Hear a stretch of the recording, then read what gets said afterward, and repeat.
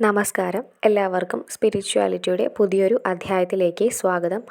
ഇന്ന് ഈ വീഡിയോയിലൂടെ ബൊമ്മക്കൊലുവിൻ്റെ ഐതിഹ്യം നോക്കാം. ദക്ഷിണേന്ത്യൻ സംസ്ഥാനങ്ങളിലാണ് ബൊമ്മക്കൊലു ഒരുക്കുന്നത് കൂടുതലായും കാണപ്പെടുന്നത്. മഹിഷാസുരനെ വധിക്കുന്നതിനായി ദേവിയുടെ ശക്തിയായ 9 ഭാവങ്ങൾ രൂപം കൊണ്ടതാണ് നവരാത്രി എന്നാണ് ഐതിഹ്യം. 9 ദിവസങ്ങളിലായുള്ള ദേവിയുടെ ഓരോ ഭാവത്തെയും പൂജിക്കുന്നതിനാണ് ബൊമ്മക്കൊലു ഒരുക്കുന്നത്. നവരാത്രി ദിനാരംഭത്തിലാണ് ബൊമ്മക്കൊലു വയ്ക്കുന്നത്. 3, 5, 7, 9 എന്നിങ്ങനെ ഒറ്റസംഖ്യ വരുന്ന പടികൾ കെട്ടി അതിൽ ദേവീദേവന്മാരുടെ ബൊമ്മകൾ, അതായത് കളിമണ്ണ് കൊണ്ടുള്ള പ്രതിമകളാണ് ഉപയോഗിക്കുന്നത്, നിരത്തി വയ്ക്കുന്നു. പ്രത്യേകം പട്ടുവിരിച്ച് തട്ടുകളായാണ് ബൊമ്മക്കൊലു ഒരുക്കുന്നത്. ഏറ്റവും മുകളിലായി ശിവപാർവതി, ബ്രഹ്മാവ്, മഹാവിഷ്ണു, അഷ്ടലക്ഷ്മി എന്നിവരും തുടർന്ന് നവദുർഗയും സംഗീതമൂർത്തികളും, ഇതിനു താഴെ ദശാവതാരത്തിലെ വിവിധ രൂപങ്ങളും, പിന്നീട് രാമായണം, ശിവപാർവതി കല്യാണം, സുബ്രഹ്മണ്യൻ, ഏറ്റവും താഴെ കല്യാണകോലങ്ങൾ എന്നിങ്ങനെയാണ് ബൊമ്മക്കൊലു ഒരുക്കുക.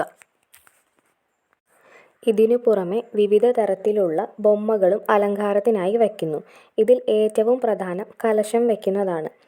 ഇതൊരുക്കുന്നത് ചെറിയ കുടത്തിൽ കുടുമയുള്ള, അതായത് ചകിരിയുള്ള നാളികേരം, മഞ്ഞൾ പുരട്ടി കുങ്കുമവും ചാർത്തുന്നു. തേങ്ങയിൽ ശ്രീ ലളിതാപരമേശ്വരിയുടെ മുഖം വയ്ക്കുന്നു. കൃഷ്ണനും ഗോപികമാരും വൃന്ദാവനത്തിൽ കളിക്കുന്നതും ഇതിനോടൊപ്പം ചേർക്കുന്നുണ്ട്. വീട്ടുപകരണങ്ങളായി രക്തചന്ദനം കൊണ്ടുണ്ടാക്കിയ മേശ, കസേര എന്നീ ഉപകരണങ്ങൾ, ഇതോടൊപ്പം നവധാന്യവും നിരത്തിയതിന് മുൻപിൽ കലശവും നിലവിളക്കും വെച്ച് 9 ദിവസവും പൂജയും നടത്തിവരുന്നു.